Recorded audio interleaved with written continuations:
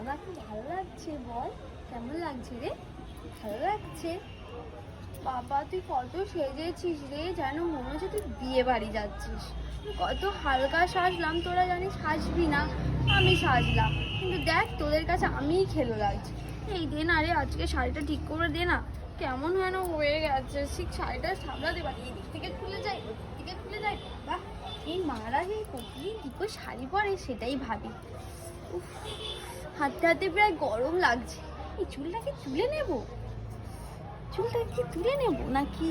হ্যাঁ তুলে না বাবা, এই আমি আবার হাত কাটা পরে এসেছি, আবার ওই কাকিমারা কিছু বলবে না তো? যাই বলিস, কাকিমারা খুব কুচুটে আছে, এই কাজকর্ম নেই কি আর করবে, ওই তো করে। যাই হোক, সরস্বতী পুজোটা কি হয়েছে, একদিন কি আমার সাজ দিচ্ছে হয় না?